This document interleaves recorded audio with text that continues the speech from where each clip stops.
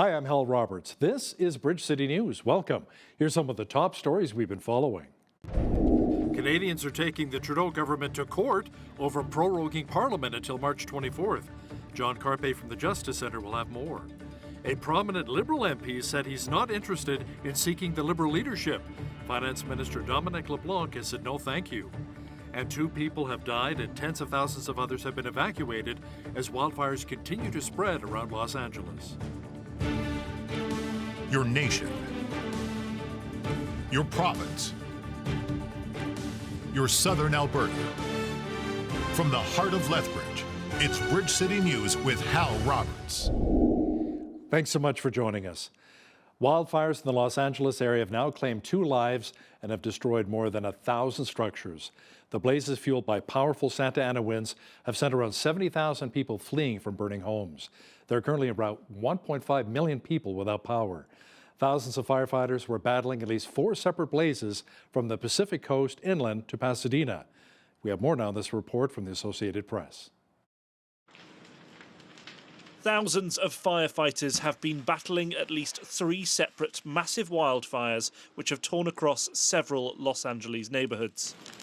The Los Angeles Fire Department has put out a plea for off-duty firefighters to help, as the infernos, which have ripped through houses in the Altadena, Malibu, Burbank and Pacific Palisades neighborhoods, are being exacerbated by strong winds, both feeding the flames and preventing firefighters from using aircraft to battle the blazes.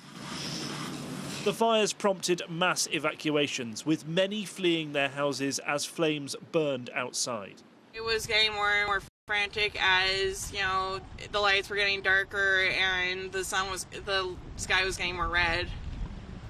It was scary. So I said, I'm just going to jump in the pool. I can barely swim, but I'm just going to, that's our only way out, because the canyon is literally on fire on both sides. One fire, which started near a nature reserve in the foothills northeast of Los Angeles, spread so rapidly that this senior living centre was forced to evacuate people from their beds. The extent of the damage so far is unclear, but authorities said 2 people have been killed and many others have been hurt. We have over 2,000 acres burning at this time, and the fire continues to grow with 0% containment. And the cause of the fire is unknown and under investigation. Around 30,000 residents are under evacuation orders. 200,000 people are without power. 1,000 structures have been destroyed, and more than 13,000 structures are under threat. The NHL game between the Calgary Flames and LA Kings has been postponed tonight due to the wildfire threat in Los Angeles. As you heard in that report, the causes are still being investigated as to the blazes. And the U.S. Forest Service says 85% of all forest fires in the United States are human-caused. Israel's defense minister says troops have recovered the bodies of 2 more hostages from Gaza.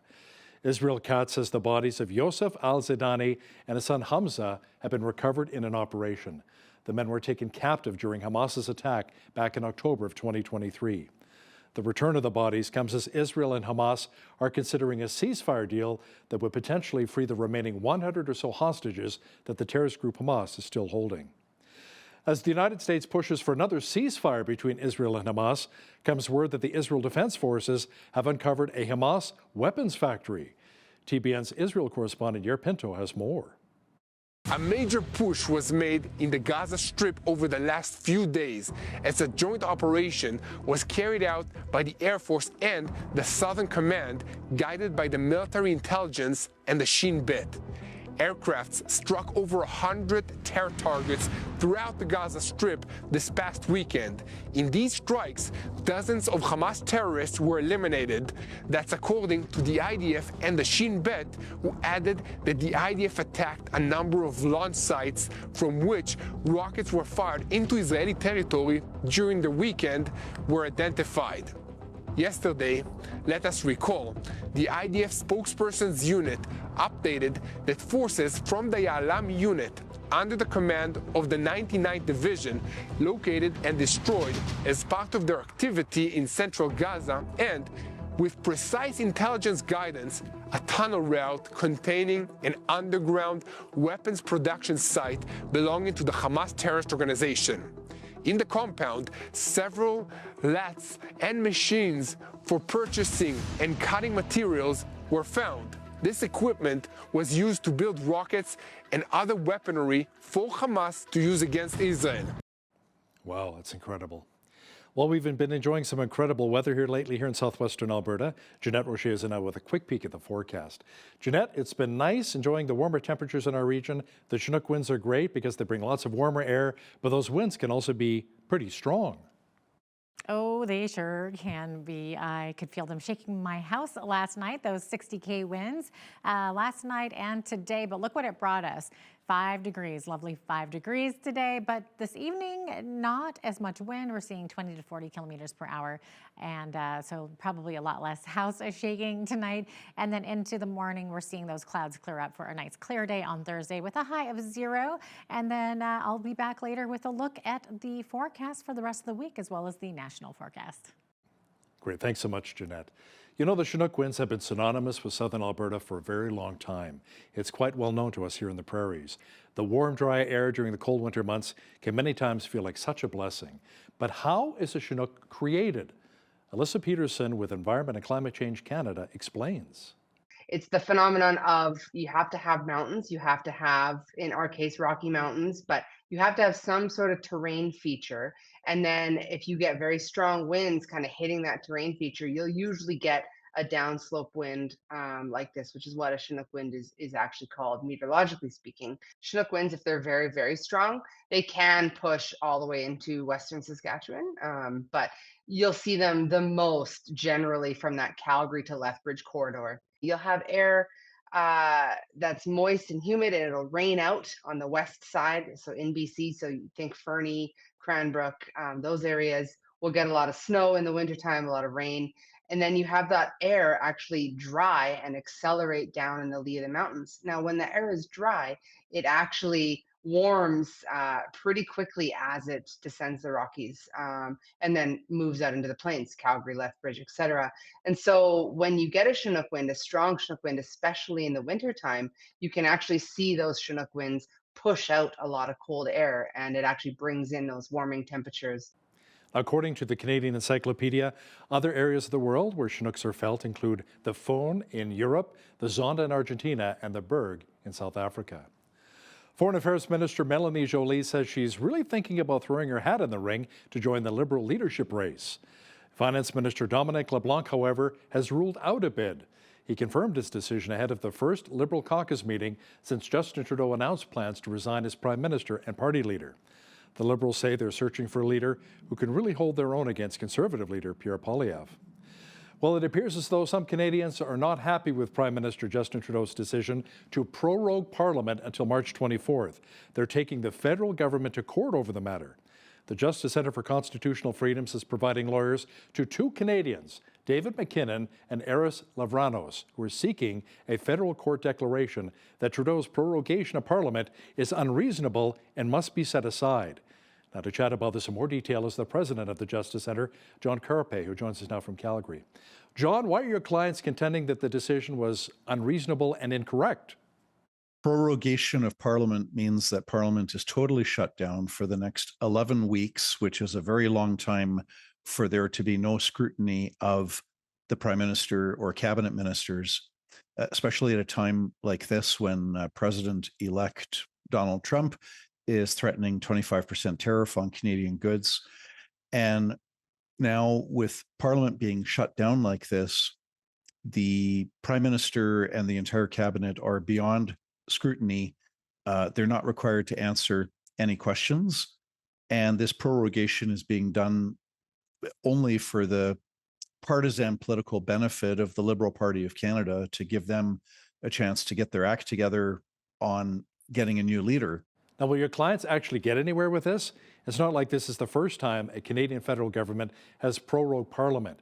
I mean, it happened when both Stephen Harper and John Chrétien were Prime Minister. Prorogation is normal part of parliamentary democracy and parliamentary proceeding, but it should not be used for the partisan interests. It shouldn't be used for political purposes to benefit one political party. Prime Minister Trudeau has said he wants a reset. Well, he could go back in and see how MPs vote on a confidence motion and see if they vote down the government and trigger elections. This keeps the Prime Minister in power for another 11 weeks, and it wrongfully prevents a confidence vote that I think the majority of MPs in the House of Commons want to proceed with. Thanks so much for your time today, John. That was John Carpay, president of the Justice Centre, joining us from Calgary. Dr. Lars Holstrom is a political science professor at the University of Lethbridge. He sat down with BCN's Naveen Day to explain the reason behind Trudeau's prorogation of Parliament and what's next for the Liberal Party of Canada. What does it mean to prorogue Parliament, and what's the difference between proroguing and just having a recess? Certainly. So proroguing Parliament is a mechanism to essentially end the current session of Parliament, which we know will be in effect until the end of March of this year, when the next session of Parliament will then begin anew. It means that the legislative activities of Parliament are functionally done until the end of that time. So it's not a coffee break, it's not a pause. A recess is typically more of a pause button and then you restart. In this case, essentially, we've gone beyond a pause and will restart with potentially even a new leader of the Liberal Party at the end of March. Doesn't that mean that Canadians and governments can miss out on a lot of things then? Because there were things that may have been set in motion or some laws that may have been passed, or like some bills that were about to be passed and now they won't be? Is that what that means? There is, in some cases, good reason to be concerned, although some of your colleagues in the press have noted that certain pieces of legislation coming from the Senate and from different backbenchers will effectively be done. They'll be killed in terms of process. But in many cases, the work of the government, particularly as it pertains to, say, Albertans, is already done because a lot of the budgetary transfers have already taken place. So what are the next steps for the Liberal Party in choosing their new leader? And do Canadians get involved with it like we would have, with a by-election like we recently had in Lethbridge West? There are very detailed rules set out by the federal Liberal Party about how leadership races take place. It's quite a lengthy process. It requires a lot of signatures. There's a bunch of steps involved. And that may be a bit more than the party and the Canadian public necessarily have the appetite for.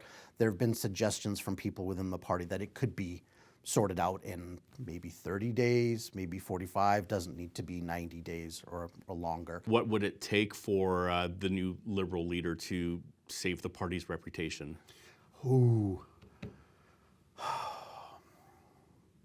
I had a good answer for that one, I would be very, very wealthy.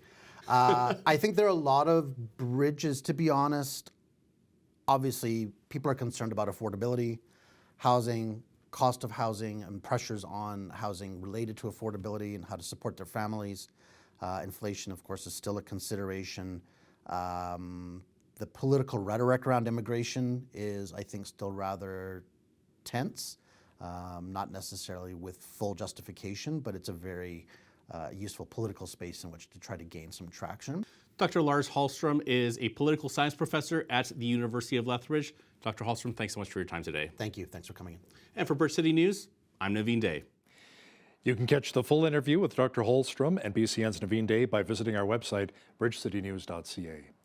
It seems as though some Canadians are celebrating the fact that Prime Minister Justin Trudeau announced that he'll be resigning.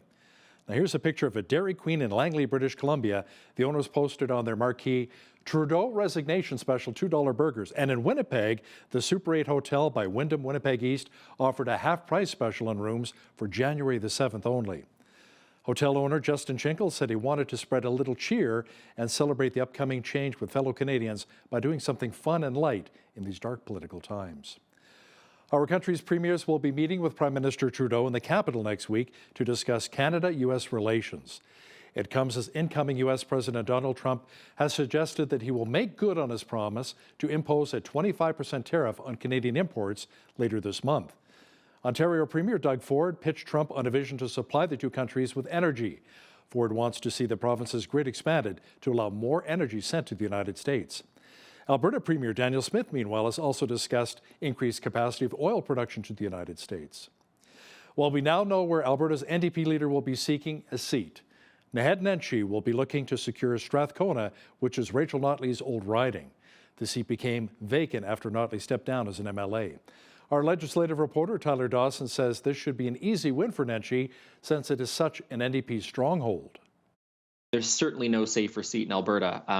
It might be like the safest NDP seat in the country. It's a very, very safe seat for them. It's held both federally and provincially by a New Democrat, has been for quite some time. I think since the Harper years was the last time that there was a Conservative MP federally in that riding. So he's now said that he's going to run in this riding. Very safe riding. I would certainly expect him to win that. The open question, of course, is come the 2027 election, will he run in that riding again?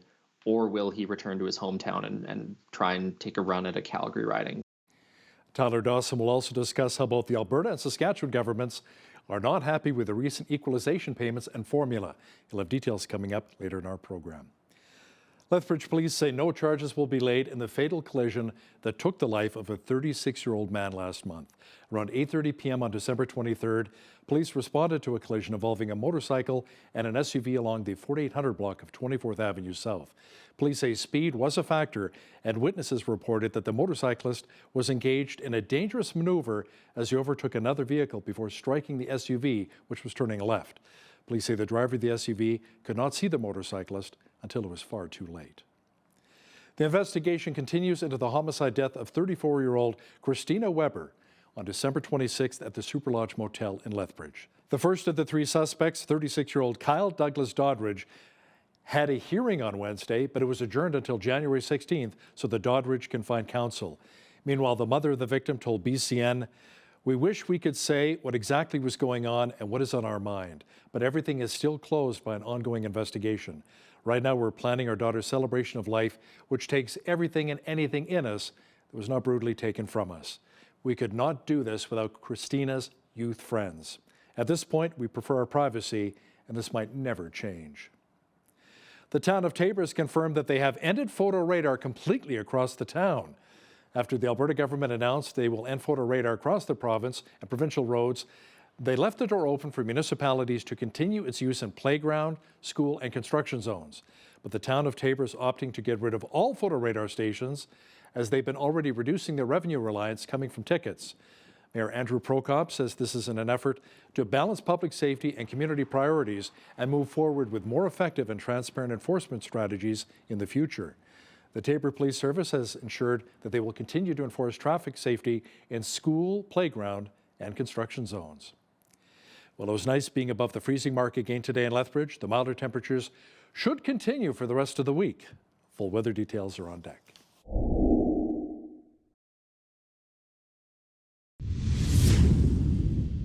Well, we had sunshine mixed with clouds for most of the day here in Lethbridge, and a little bit warmer as well. Jeanette Rocher is now with a full look at the weather picture. Jeanette, can we attribute more of the milder temperatures to the legendary Alberta Chinook winds, which have kind of settled into our region here? Oh, we certainly can. Last night and today, those 60K winds taking out much of the snow, I might add. So those are warm winds they brought with them 5-degree temperatures for us. And then we're going to be seeing that clearing of skies by tomorrow on Thursday with a high of 0, then back up to 5 degrees on Friday with mainly cloudy skies. We're staying fairly overcast as we're heading into that weekend. There's 0 on Saturday, -1 on a Sunday, and then back up to the pluses for Monday and Tuesday, high of 2, and all the way up to 8 degrees for next Tuesday. So we're hovering mostly around the average high for this time of year. We're actually a little bit higher than that, and at times getting much higher. So that would be the average high right now, -2, average low, -14, 14 degrees, the record high on this day for Lethbridge, happening back in 1943. And 1989, it was a chilly -38, and that was the record low for this day. Sun rose this morning at 8:27, sunset this afternoon at 4:50. So we're now 1 minute more daylight than we saw yesterday. So 8 hours, 23 minutes. 8 for the high tomorrow in Victoria, seeing a mix of sun and cloud. Vancouver, mainly cloudy skies in the morning, fog patches dissipating, and then we'll see that nice sunshine by the afternoon. 6 degrees for the high there, 1 degree for the high in Edmonton, and 0 in Calgary, with sunny skies in both of those cities. As we look to the rest of the prairies, we are seeing mainly clear skies as well. High of -6 in Saskatoon, -7 in Regina, and -3 in Winnipeg. Winnipeg seeing some light flurries ending in the morning, and then by the afternoon could see a 30% chance of light snow again. Okay, as we look to the central part of the country, Toronto seeing a mix of sun and cloud, -4 for the high. Ottawa seeing some snowfall there as well. That should be ending up, clearing up, I should say, in the morning. Montreal blowing snow with that 30 to 50K wind that they're experiencing tomorrow there, -4 for the expected high. As we look into the Maritimes, Fredericton seeing that high of 1 degree and flurries ending by the afternoon. Halifax, 30% chance of flurries in the morning, but by the afternoon could see 30% chance of showers, along with some flurries there, high of 2. 1 for the high expected tomorrow in Charlottetown, with 2 centimeters of flurry. And then in St. John's, 1 degree for the high, and you could see a 40% chance of flurries or showers. So there you go. That's your forecast there. Albertans can once again purchase wine from British Columbia wineries this week. Customers from our province may now order from over 300 wineries in BC in exchange for the BC government collecting the taxes and remitting them back to Alberta. Last January, Alberta Gaming, Liquor and Cannabis, which manages liquor sales to our province, said those shipping directly to consumers were siphoning money and ignoring Alberta tax laws. The impasse was resolved earlier this summer, and the process will be reevaluated in 1 year's time to ensure its effectiveness. Facebook and Instagram owner Meta says it is scrapping its third-party fact-checking program and replacing it with community notes written by users. Now, similar to the model used by Elon Musk's social media platform X. In an online video post, Meta CEO Mark Zuckerberg said the company is ending the program in the United States because expert fact-checkers have their own biases and too much content gets fact-checked. But a lot has happened over the last several years. There's been widespread debate about potential harms from online content. Governments and legacy media have pushed to censor more and more. A lot of this is clearly political, but there's also a lot of legitimately bad stuff out there. Drugs, terrorism, child exploitation. These are things that we take very seriously, and I want to make sure that we handle responsibly. So we built a lot of complex systems to moderate content. But the problem with complex systems is they make mistakes. Even if they accidentally censor just 1% of posts, that's millions of people. And we've reached a point where it's just too many mistakes and too much censorship. The recent elections also feel like a cultural tipping point towards once again prioritizing speech. So we're going to get back to our roots and focus on reducing mistakes, simplifying our policies, and restoring free expression on our platforms. Incoming U.S. President Donald Trump said the changes at Meta most likely came because of the threats against Zuckerberg.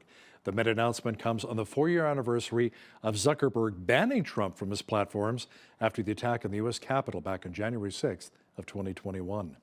Now, here's a look at today's markets. The TSX was up 121 points on the day to finish at 25,051. The Dow was up 106 points to 42,635. The S&P 500 was up 9 points to 5918, and the Nasdaq was down 10 points to finish at 19,478. West Texas Intermediate Oil was down 94 cents to 73.31 US per barrel. Natural gas was up 22 cents to 3.67 US. Gold was up 10.71 to 26.59 US an ounce, and silver was down 2 cents to 30.01 US an ounce. Feed wheat is at $8.44 per bushel, barley is at $6.67, canola is at $14.20, and corn is at $8.10 per bushel. Live cattle February contract was down $1.88 to $193.70.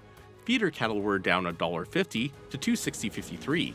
Lean hogs February contract was up 28 cents to 81.03, and the Canadian dollar was down over the past 24 hours at 69.60 US.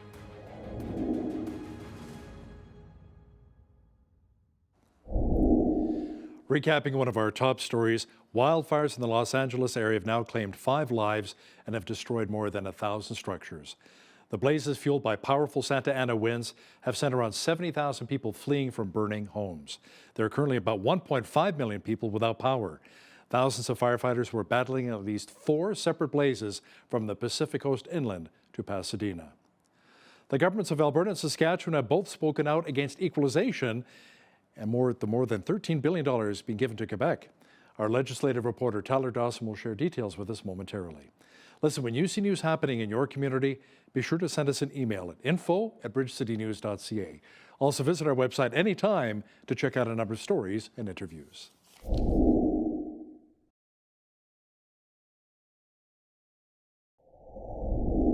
As you've heard on Bridge City News, Prime Minister Justin Trudeau announced that he will be resigning as both Prime Minister and Liberal Party leader once a new leader is chosen. In the meantime, Parliament has been prorogued until March 24th. Now, many in Canada are celebrating the fact that we'll be heading back to the polls this year and may in fact see a change in government.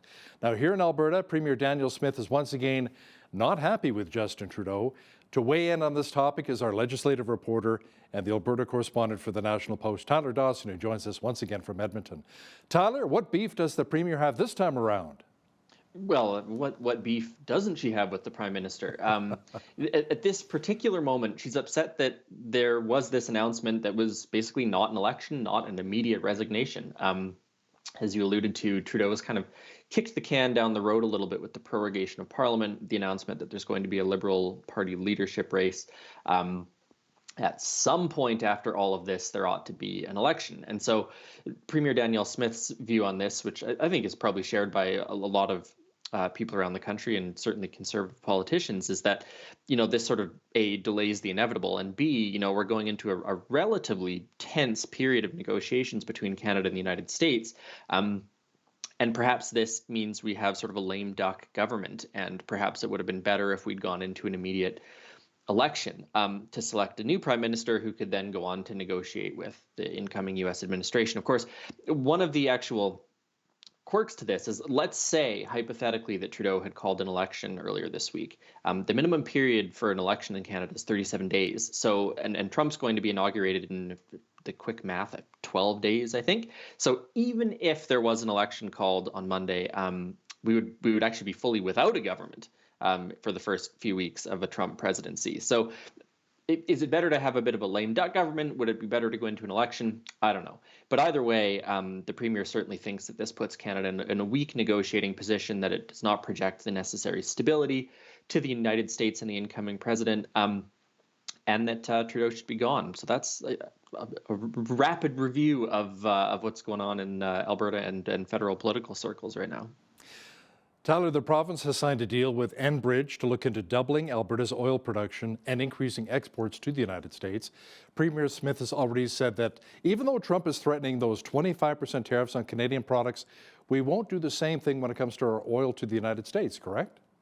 Yeah, she does not seem to be in favor of sort of a tit for tat or a reciprocal sort of tariff scheme to sort of either punish the United States in some fashion or strengthen Canada's negotiating position in some fashion. Whether or not either of those things would be true in that case is certainly debatable. But no, the Premier is not in favor of any sort of retaliation, particularly when it comes to energy. She has been on this relatively significant, I would say, sort of hearts and minds campaign in the United States, appearing on American news programs, met with, I think the last time we talked about her meeting with a bunch of governors in Las Vegas.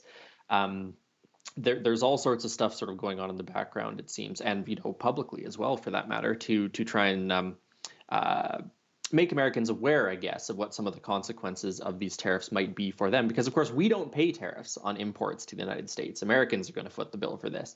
So this announcement was sort of interesting timing. I mean, first of all, it was made in the middle of everyone paying attention to Trudeau's announcement on Monday. And secondly, it just comes at an interesting time, because the idea is that Enbridge could find ways to get a few 100,000 more barrels of oil per day to sort of Midwestern U.S. refineries. They're all retrofitted to process Canadian heavy crude. And so this is sort of like clearing the pipes, let's say. If you create this capacity for more shipments of oil, that could lead to the impetus to produce more barrels of oil. I mean, you don't want to have a circumstance like we did back in 2018 when there was way more oil than there was pipeline capacity to take it away. And so the Alberta government is also going to use its own sort of supply of oil it's a bit of a complicated system, but basically, instead of receiving royalty payments in cash, they can take royalty payments in barrels of oil. And so the Alberta government sort of owns a stockpile of oil. And those stockpiles can be used to backstop some of these projects. So you say, look, you come up with 200,000 barrels of oil worth of capacity in your pipeline network. We can guarantee 50,000 barrels per day. That will, keep the pipeline full. This is the same thing that happened with the Sturgeon refinery. This is the same thing that happened with Keystone XL when Rachel Notley was premier. This is an old method of sort of backstopping projects. So a lot going on in that particular space, but it's crucial to note as well. This is sort of an agreement to explore the possibility of these things. Enbridge is not doubling its mainline capacity in the next couple of weeks or something like that. This is simply looking at a way to increase export capacity with a view to doubling oil production in the province, which is something Smith has advocated for a long time. Tyler, with Smith attending Donald Trump's inauguration in less than 2 weeks' time, is there a plan to meet with Donald Trump to talk about those potentially harming tariffs? Great question. I've asked the Premier's office to tell me what she hopes to achieve on that trip and haven't actually heard back yet. I would be shocked if the Premier got a meeting with Donald Trump, I have to say. It would certainly make for an interesting photo op, but is the President going to be meeting with premiers of an Alberta, of a Canadian province on his first day in office? I find that unlikely. She will, however, be on hand to glad hand with some of the governors who are present, some of the senators and Congress people who she feels might be influential on some of the debates about tariffs and things like that. So I think we'll have to sort of wait and see what comes out of it. As far as I can tell, she's going to be the only Canadian premier at the actual inauguration. I mean, that helps because we have that trade office in Washington, and that seems to be how they sort of secured an actual invite. So I'm sure she's going to have a very full social schedule. But it'll be interesting to see who she does manage to meet with, which might be a way to gauge the degree of success that this trip has had. The governments of Alberta and Saskatchewan have both spoken out against the equalization payments, Tyler. Billions of dollars given out to other provinces, including over $13 billion to Quebec, but nada for BC, Alberta, and Saskatchewan. Can you explain how the equalization system really works? Yeah, it works like this. You and I, everyone watching this program, pays taxes to the federal government. Our income tax, our general sales tax, all that goes into general revenues. The federal government then looks at that big pot of money and looks at provinces around the country and looks at their fiscal capacity, basically. So can Prince Edward Island, on its tax base with its revenues, finance public services that are comparable to Alberta or British Columbia or Ontario or Quebec? And if those provinces do not have the fiscal capacity to do that, the federal government then disperses money from that general pot of revenues to those provinces to ensure that public services are all sort of maintained at a similar level across the country. So in other words, it's not quite what politicians like to say. They often say, this is taking money from Alberta, this is taking money from Saskatchewan. I mean, it is in the sense that all of us pay taxes, but it's not taking money from the Alberta government, for example. Either way, the fact of the matter is you have these sort of three have provinces, Alberta, Saskatchewan, British Columbia, who are not getting any money. Ontario is getting money this year. It's not very much in the grand scheme of things. But this is always controversial, right? We have some version of this debate every year. There's always talk about reforming the equalization formula. And in fact, there's a pretty wide-ranging consensus, actually, that the equalization formula should be amended. Does that mean that Alberta is suddenly going to be getting equalization payments? No, probably not, but it might change the threshold a little bit for Ontario, for example. So I think actually one of the open questions, new Liberal leader potentially, new Prime Minister, election at some point this year, is whether or not there's going to be any discussion on actually reforming that system, particularly from the Conservatives, who, of course, also want votes in Ontario and Quebec and the Maritimes, where equalization certainly benefits those people. Many of us have been trying to get more information from the Smith government regarding a potential Alberta-made pension plan, Tyler. The province is refusing to release that information, and the Office of the Privacy Commissioner has now opened 2 investigations into that refusal. Yeah, so this is basically over the survey data that the Alberta government did, this sort of survey public consultation on Albertans' openness, I guess you could say, to an Alberta pension plan. They have all that data. They're using it internally for whatever. And journalists want it. We want to see it. We want the public to see it. And the government has sort of consistently refused to release that data. And so the Office of the Privacy Commissioner, which also sort of handles what are called access to information requests or freedom of information requests, has opened investigations into this. Now, the development on this was on Sunday when Premier Danielle Smith was on her regular radio show. She was asked about that information, that survey data. And what she said was, well, we're using that data to decide whether or not we're going to hold a referendum on creating an Alberta pension plan.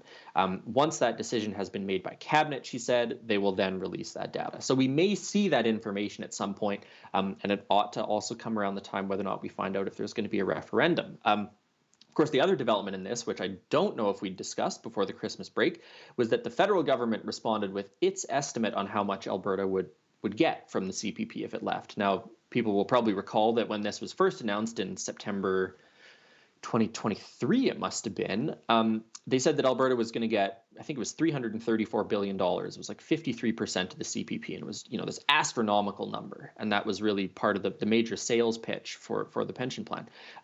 The chief actuary of the federal government did their own analysis and since has come back and said, well, actually, if Alberta left, it would get sort of between 20 and 25% of the CPP, not more than half of it. So that has certainly, I think, taken some wind out of the provincial government's sails on this file. The latest iteration in the wine war between British Columbia and Alberta has finally come to an end, Tyler. Alberta will now allow Albertans to order directly from BC wineries following an agreement that was signed. What was Alberta fighting for in that agreement? Well, Alberta was basically mad that it wasn't getting tax revenue from alcohol sales. If you ordered directly from a winery in BC, of course, you pay the provincial sales tax, the provincial alcohol tax. It comes in the mail and, you get your wine. If you go to a liquor store in Alberta, of course, you're paying Alberta tax on that alcohol. So last January, the AGLC, which governs alcohol, gaming, cannabis, maybe a couple other things. Anyways, they said that Alberta liquor stores were no longer going to stock wine from BC wineries that were doing direct consumer sales because Alberta was missing out on its tax revenue. So this agreement that has now been inked will allow Albertans to order from BC wineries. There will be some back-end system between the two provincial governments that will see Alberta get a portion of that tax. So Alberta's happy with it. The wineries are presumably happy with it, that they get to sell here again, and all's hunky-dory. It's only going to last for a year, and then the scheme's sort of going to be reviewed to see if it actually worked. So, the wine war of 2024 could flare up again in a year's time. Now, speaking of taxes, Tyler, a couple of new taxes began in Alberta this year. The first is a 20% increase to the tax on vaping products, and the second impacts those who drive electric vehicles. Can you explain? Yeah, so there's got to be someone in Alberta who is the first person to go re-register their electric car at some point in the last week who had to pay $200. They've got to be out there. If you're watching this program, give me a call. I'd like to talk to you. What the Alberta government did was they introduced a $200 fee for electric vehicles when you announce your or when you go in to renew your registration for your vehicle. The logic was basically that every year people who drive gas or diesel cars are paying the Alberta fuel tax, and they are paying sort of, on average about $200 a year in that tax. And so they're saying that, well, if there's more electric vehicles, first of all, we're missing out on revenue. And second of all, electric car owners, by not paying the fuel tax, are not contributing to sort of the upkeep and maintenance of Alberta's roadways. So that's the government's logic here. You could say it's a crass revenue generating scheme. It will generate about $5 million this year, apparently. You could say it's some way to force people to sell their electric vehicles to buy internal combustion engine vehicles. I mean, I don't really buy that, but certainly some people do. Either way, it was kind of controversial when it was first announced, and it's now in effect. And so people who have their Teslas or their Polestars, when they go to renew their insurance, or their registration, I should say, they're going to have to pay that. And then, of course, on the vaping front, I mean, that's just there's always an annual increase to taxes, to sin taxes, as some call them. And the logic being that if it's more expensive, fewer people are going to do it. But certainly a couple things that people will notice on their pocketbooks this year. It's funny, I see a lot of those Model S Teslas driving around the city. I'm like, those are sleek, good-looking little cars. They are. And then I see the Cybertruck. I'm like, what were they thinking? Tyler, Alberta NDP leader Naheed Nenshi has finally chosen where he's going to run to secure a seat at the legislature. With Rachel Notley stepping down as MLA, Nenshi will be running in her old riding of Strathcona. Would it be safe to say that it's an NDP stronghold, so it really shouldn't be much of a problem for Nenshi to win once the by-election is called? Yeah, I mean, there's certainly no safer seat in Alberta. Well, it might be like the safest NDP seat in the country. It's a very, very safe seat for them. It's held both federally and provincially by a New Democrat, has been for quite some time. I think since the Harper years was the last time that there was a Conservative MP federally in that riding. Anyhow, yeah, Rachel Notley's, she's out, she's retired. So, and Nenchi's been weird, right? Like people have been talking about this quite a bit for the last couple months. What is he up to? What has he been doing? He's just not that publicly. It's just not that out there, which is maybe not what you would expect from an opposition leader when there's certainly been lots to talk about over the past 6 months. And at least part of that is because he hasn't been in the legislature. He hasn't been there, haranguing the government about whatever. He hasn't had some of the media opportunities as a result. So he's now said that he's going to run in this riding, very safe riding. I would certainly expect him to win that. The open question, of course, is come the 2027 election, will he run in that riding again? Or will he return to his hometown and try and take a run at a Calgary riding, which would be, I think, certainly more challenging for him and riskier for him. He's our legislative reporter and the Alberta correspondent for the National Post, Tyler Dawson. Thanks again for joining us today from Edmonton. Thanks for having me, Hal.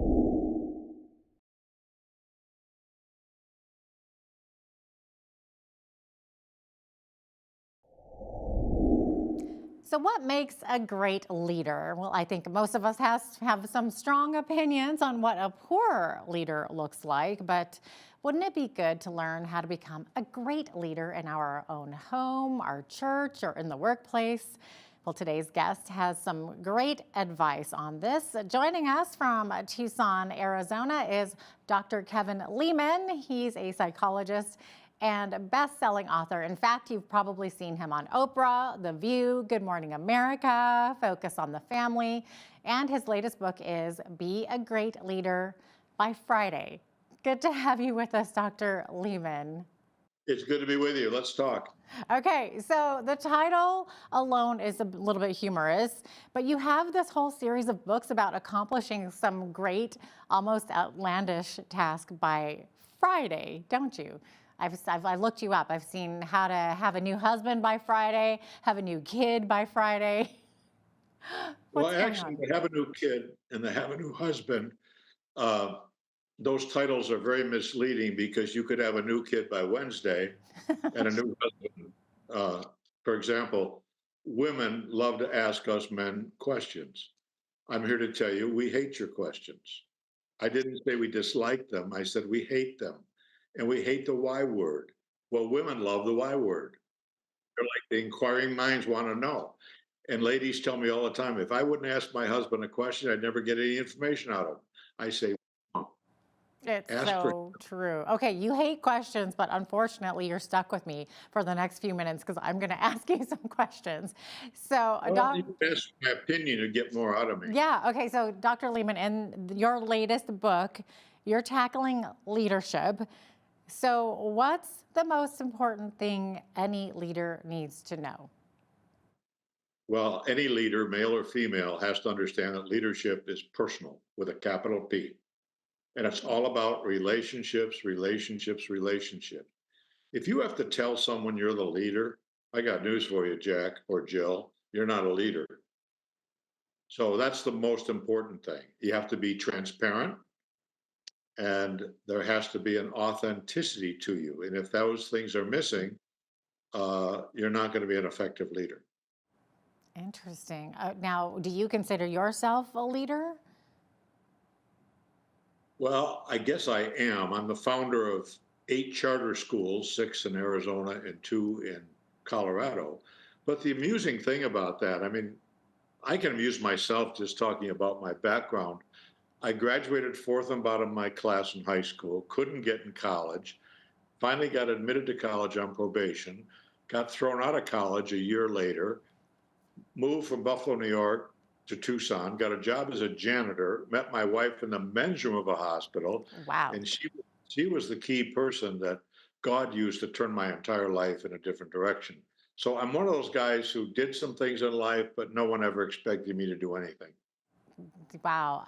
Not many people can say that they met their wife in a men's room either. So that's a meet cute right there. So why and how did you pursue leadership?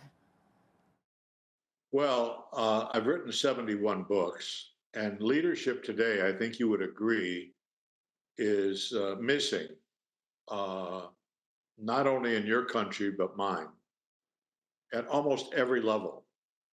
And of course, leaders tend to fall into three basic categories. They're the authoritarians who say, hey, I'm the boss, you're going to do what I tell you to do. Well, good luck with that. And then there's the permissives who are driven to be liked by everybody. Well, good luck with that. And the one that I would like to help create is the authoritative leader, where your yes is yes, your no is no, you're willing to make tough decisions, but you are transparent. And get this, they don't care what you know until they know you care. So it goes back to relationships, relationships, relationships. This isn't rocket science. I'm not smart enough to write a complicated book. All my books tend to be fun, practical. People like them, thank God. That's why I'm still writing books. I thought I was done, and a publisher came along and said, I'd love you to do a book on leadership and one on teachers. And so my next book in April is Be a Great Teacher by Friday. I'm stuck on Friday. You're stuck on Friday. It's a good day of the week. People like Friday. But Dr. Lehman, I think you're most well known for your birth order books. So what exactly is birth order, and how does it help you understand other people, like your coworker, your father, your teenagers, or your mother-in-law? Yeah, it's interesting because when I go to New York and do one of the morning shows, my publisher always says, don't mention birth order, because the host always finds it so fascinating. Oh, boy. That these 3 or 4 little cubs can come out of the same den, but they're different. And I say, to answer your question, birth order is the dynamic, fluid relationship that exists between parent and child and siblings with one another. And every firstborn, pay attention to what I'm about to tell you. You are the lab rat of the family. Your parents practiced on you. They didn't have a clue what to do with that little 19-incher. And by the way, most of the people in your profession are firstborn children. Okay. Are you serious? Oh, absolutely. Yeah. In fact, all those talk show, what do you think Oprah is? And all those people, I mean, the comedians, for example, like Billy Crystal, Eddie Murphy, Drew Carey, Jim Carrey, Martin Short, Chevy Chase, Steve Martin, guess what? They're all babies. They're the babies of the family. Okay. So firstborns tend to be reliable, conscientious list makers. They overplan things. They get in trouble for what their kid sister or brother did. I don't care what she did. You are the oldest. I expect more of you, young woman. So that's the mantra that us parents throw on the firstborns. The secondborn, almost predictably, A is to B type predictability, is opposite of the firstborn. In fact, you might find this to be amusing. The title of the birth order book, when it went to the publisher with cardboard and rubber bands, was named, and I still think it was a great title, Abel Had It Coming. And the publisher said, Abel Had It Coming? You can't have a title like that. I said, it's a great title. But anyway. It gets people's attention, that's for sure. Yeah. Yeah.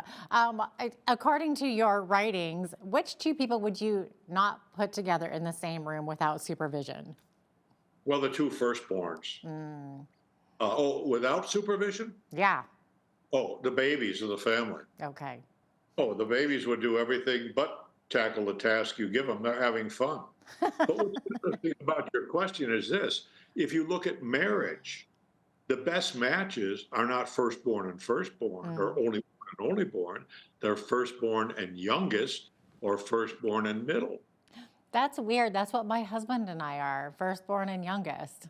Perfect. I married the firstborn who can spot a flaw at 50 paces, and I'm the baby of the family. We've been married for 57 years in a row, and we've been happily married because I was so stupid. I asked her the question. I said, are we happily married? And she said, you're very happily married, as I recall. That was the other conversation. She told you. Yes, she did. Yeah. Okay, so Dr. Lehman, what's the best way to prompt change in another person's behavior? I don't know, that sounds loaded to me. Yeah, I like that question because as a leader, you can't assume that people see life the way you do.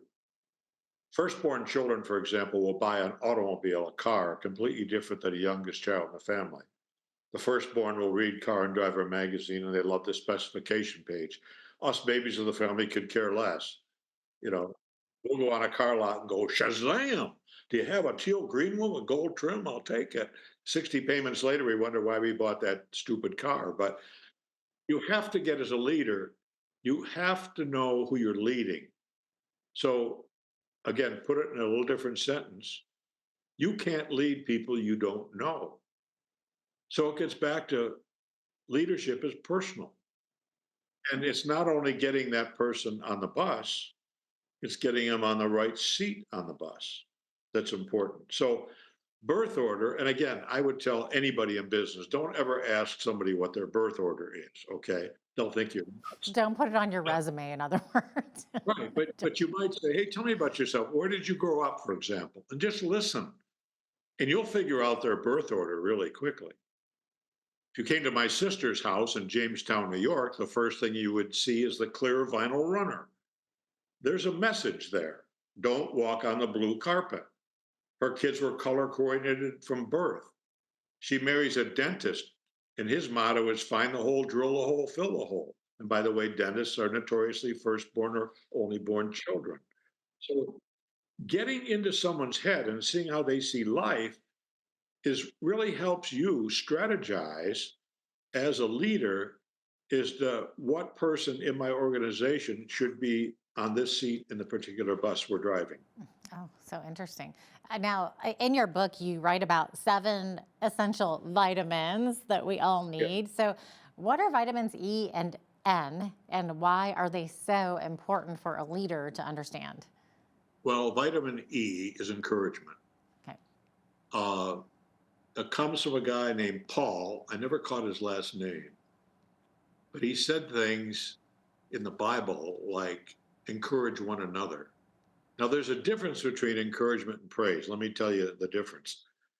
Encouragement talks about the action that an employee or maybe a kid did. For example, if a kid brings home 5 A's on a report card, that's sort of a surprise.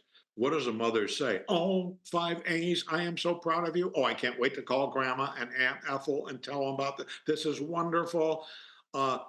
Here's 5 kisses and a $20 bill. Now, that's praise. And I'm telling you, praise is destructive in relationships. And people say, did he say what I heard him say? Yes, I did. Praise is destructive. Encouragement. Here's an example. The kid brings home 5 A's and a B, or the employee does something wonderful. Wow, 5 A's. Honey, it looked like all that hard work you put in is really paying off. Congratulations. And guess what? You just saved yourself $20. So with the employee, hey, Smith, and this is personal. You write them a personal note, the power of the personal note. I believe in that. Put it in the mail. Let it come to that employee's home even. Or if you're in the same building, walk down to the office and say, any chance you're free for lunch today? And take that person out to lunch and look them in the eye or her in the eye and say, listen, that was a fantastic job on that Foster report. You did a wonderful job. I just want to compliment you eyeball to eyeball, let you know how proud I am to have you be in our organization. My expectations for you are always high, and guess what? You always deliver. Now, those are words of encouragement. Those are words that I will run home, or a woman will run home and tell her husband about what the boss said about her today. So this isn't rocket science. It's very simple stuff. And the book is simple. It's an easy read. It's inexpensive. The other thing I would tell people, if you're really into leadership, read my book, The Way of the Shepherd. If you know anything about the book business, and I'm sure you do, a book stays in hardback for 1 year. They drop it into softback. The Way of the Shepherd's been in hardback for 20 years straight. It's still in hardback to this day. It sells like crazy. And don't take my word for it. Go on Amazon and read the reviews. They're 5-star reviews. So the stuff is good stuff. And for people who want to be a leader, this is a good book. For people who are CEOs or CFOs, it's a wonderful resource for you. For people who are managers, ditto. So it could be titled How to Be Successful in Life. And because the elements of success are on the pages of be a great leader by Friday. We don't have a lot of time left, but I mean, your book is filled with letters, as we were talking about vitamins E and N. By the way, I don't know if you mentioned what vitamin N was. Oh, no, I did. Vitamin N, is that what we're talking about? I'm missing? Is vitamin no. It's no. And sometimes, and this gets to disciplining employees. How do you discipline an employee? Well, you don't call them out in a meeting, that's for sure. Yeah. But you get them behind closed doors and you say, hey, listen, I see your performance the last 6 months has gone really downhill, and there's got to be some reasons for that. Is there anything personal I can help you with? So my first words out of my mouth is, can I help you with something? That's great. But then I'm going to go down that rabbit hole and say, listen, you know, the bottom line is, after I exhaust all those issues, your performance has to improve. Or maybe we look for another seat on that bus for you. Yeah. And then speaking of letters, I think you also mentioned something, the 3 R's of leadership. Oh, yeah. And it's relationships. Okay, that one's, And then you also have an ABCs of leadership. So we got acceptance, belonging, and competence, right? Yeah. And again, that goes in parenthood. It goes in marriage. It goes in any type of leadership. People have to be accepted. They have to feel like they belong, and they have to develop competence or they fail. Excellent. It looks like we're out of time, unfortunately, but I would love to dive more into this with you. Well, let's do it again sometime. We should. Okay, well, you know what? For now, though, thanks so much for being with us today, Dr. Lehman. Really appreciate having you on. You're welcome. Thank you for having me. Dr. Kevin Lehman is the author of Be a Great Leader by Friday. That is available wherever books are sold. I'm Jeanette Roche on behalf of all of us here at Bridge City News. Thanks so much for watching.